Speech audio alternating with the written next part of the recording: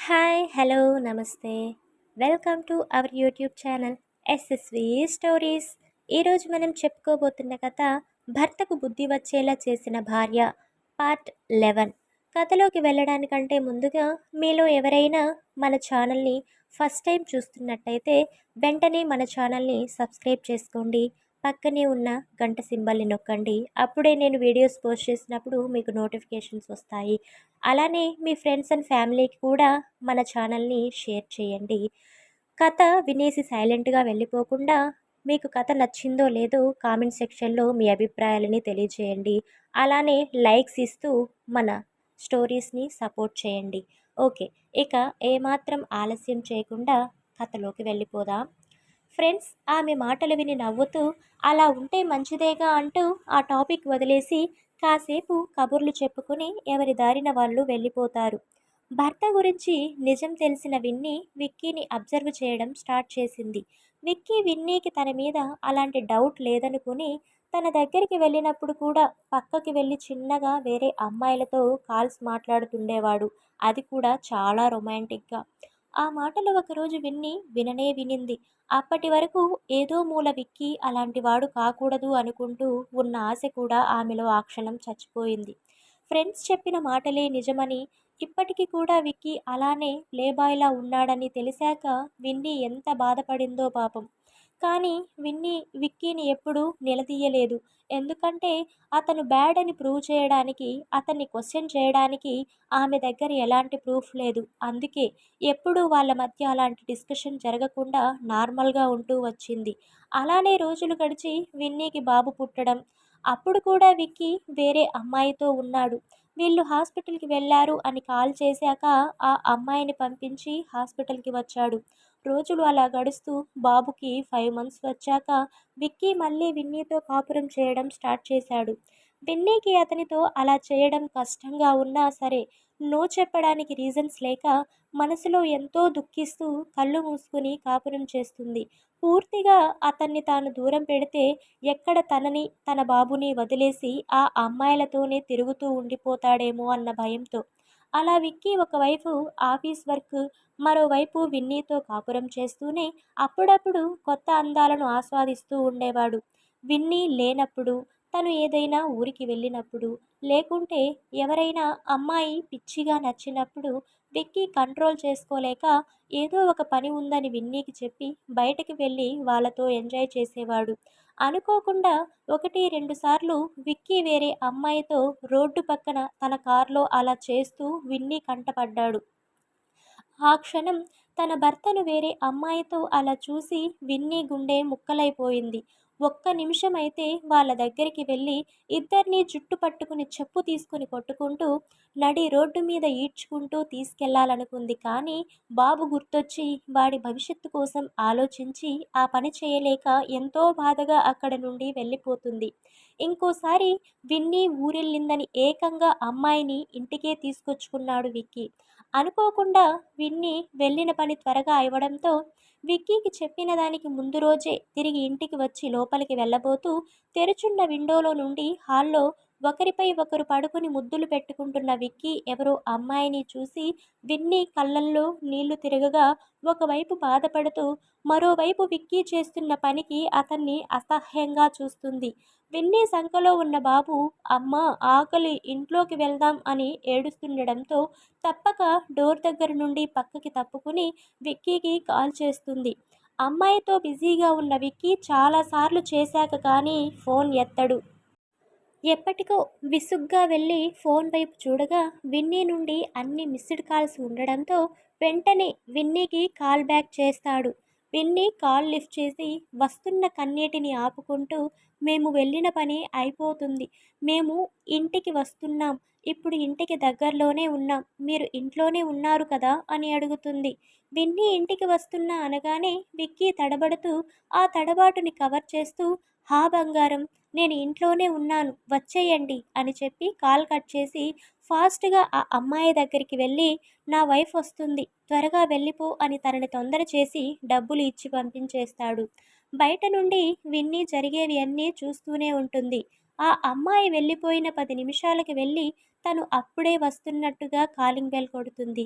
విక్కీ ఆ అమ్మాయిని పంపేసి ఫాస్ట్‌గా ఎక్కడివి అక్కడ నీట్‌గా సర్దేసి మొహం కడుక్కొని వచ్చి కూర్చుని ఉంటాడు. కాలింగ్ బెల్ మోగగానే నవ్వుతూ వెళ్ళి డోర్ ఓపెన్ చేసి అప్పటి వరకు అసలు ఏమీ జరగనట్టు ఎంతో నార్మల్‌గా విన్నీ బాబుతో మాట్లాడుతూ ఉంటాడు. విక్కీ దొంగ ప్రేమ చూసి విన్నీకి మండిపోతూ ఉంటుంది. కానీ చిన్ను మొహం చూసి విక్కీని ఏమీ చేయలేక మౌనంగా ఉండిపోతుంది. వాళ్ళ లోపలికి వచ్చాక బాబుని ఎత్తుకుని ముద్దు పెట్టుకుంటూ, మీరు ఈరోజు వస్తున్నాం అని ముందే చెప్పుంటే బస్టాండ్‌కి కారు పంపించేవాడిని కదా బంగారం. మొన్న ఊరు వెళ్ళేటప్పుడు తీసుకెళ్ళమన్నా నీ కారు రిపేర్ అని బస్సులో వెళ్ళావు. ఇప్పుడు చూడు ఈ ఎండకి ఆటోలో వచ్చి ఎంత టైర్డ్ అయ్యావో అంటూ ఎంతో ప్రేమ నటిస్తూ అడుగుతాడు. విక్కీ తన మీద చూపించే దొంగ ప్రేమకి విన్నీకి చిరాగ్గా ఉన్నా సరే, చిన్ను మొహం చూసి అతన్ని ఏమీ చేయలేకపోతుంది. విక్కీ బాబుని ఎత్తుకుని ఆడిస్తూ వాడికి ఫుడ్ పెడుతూ ఉంటాడు. బాబు వాళ్ళ డాడీ దగ్గర కిలకిలా నవ్వుతూ ఉంటాడు.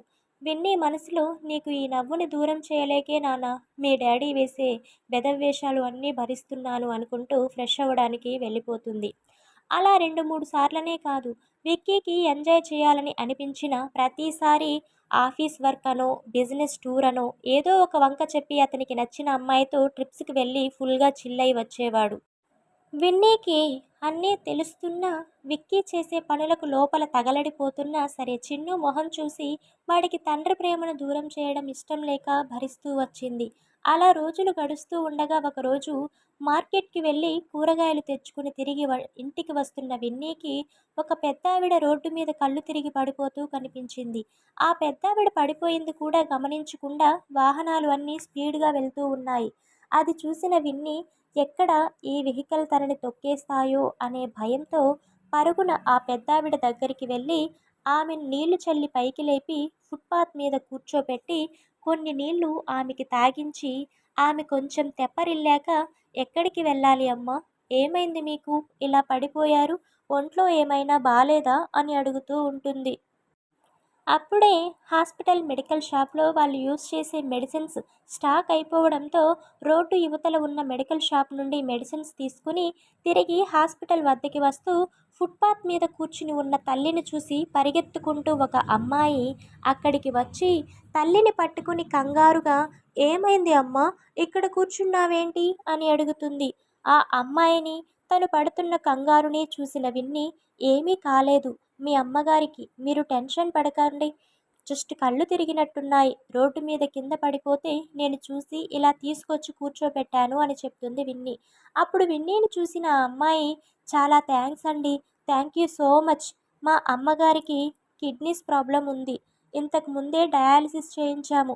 నేను అమ్మని హాస్పిటల్లోనే ఉండమని చెప్పి ఆమె మెడిసిన్స్ మెడికల్ షాప్లో అయిపోవడంతో ఆ పక్క మెడికల్ షాప్కి వెళ్ళాను మందులు తీసుకురావడానికి.